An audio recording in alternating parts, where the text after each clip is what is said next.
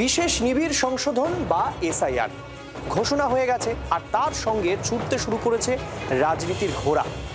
নাম বাদ যাবে কিনা ভোটার তালিকা থেকে এ নিয়ে একে অপরের বিরুদ্ধে রীতিমতো ময়দানে নেমে পড়েছে শাসক বিরোধী। যদিও অসমে এখনই এসআইআর হচ্ছে না বলে জানিয়ে দিয়েছে কমিশন।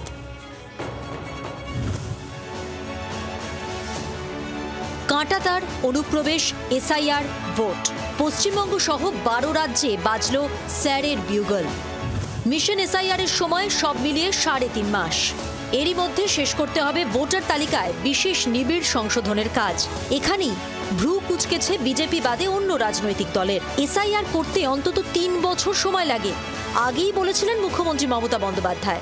2-3 মাসের মধ্যে কি সম্ভব পুরো ভোটার লিস্ট তৈরি করা? Is it possible? আপনি 2 বছরের খাওয়াটা একদিনে খেতে পারবেন? বাদ বাকি কোয়েশ্চেন যখন করবে তখন দেখা যাবে। একজন প্রকৃত ভোটারের নাম যেন বাদ না যায়। এসআইআর ঘোষণার পরেও সরব তৃণমূল। প্রকৃত ভোটারকে বাদ দেওয়া যাবে না, এই বিষয় নিয়ে পার্টি আগেও বলেছে, এবং প্রকৃত ভোটার যদি বাদ যায় তাহলে সংবিধানের ফ্রেমওয়ার্কের মধ্যে এবং আইন যে বলে তার গাইডলাইন্সের মধ্যে পার্টি দরকার হলে আরও উগ্রভাবে এই বিষয়টা দেখবে।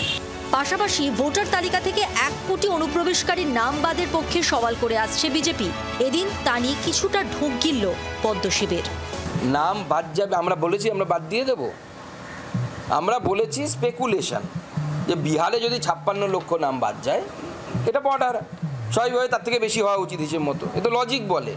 আমরা বাদ দেবো বলে নিত, নির্বাচন কমিশনের স্বাভাবিক নিয়ম অনুসারে বাদ যাবে। আমাদের অবস্থান অত্যন্ত স্পষ্ট, ডিটেক্ট অ্যান্ড ডিলিট।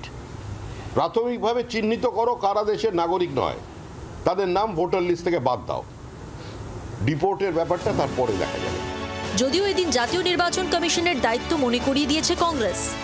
ভারতবর্ষের নির্বাচন কমিশনের উপরে কখনো কোনো প্রশ্ন ওঠেনি। নির্বাচন কমিশন নিরপেক্ষভাবে তাদেরকে কাজ করতে হবে, বৈধ ভোটারকে জায়গা দিতে হবে, প্রক্রিয়াকে সরল করতে হবে, মানুষ যাতে তাদের বক্তব্য বোঝে তার জন্য মানুষের কাছে প্রচার করতে হবে। পশ্চিমবঙ্গ সহ 12 রাজ্যে এসআইআর, কিন্তু এখনই ভোটমুখী আসামে এসআইআর হচ্ছে না। माननीय सुप्रीम कोर्ट की देखरेख में वहां पर नागरिकता की जांच का कार्यक्रम लगभग पूर्ण होने वाला है।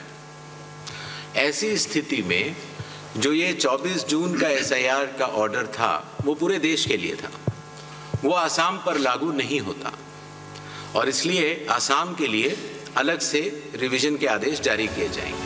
কমিশনের যুক্তি মানতে নারাজ বিরোধী দলগুলি। কিসের ভিত্তিতে রাজ্যগুলোকে তারা বাঁচলো? এখন বলছে আসামে পরে হবে, অথচ এই যে অনুপ্রবেশকারী বিদেশি এসব নিয়ে সবচেয়ে বেশি তো আসাম উত্তাপ হয়েছিল।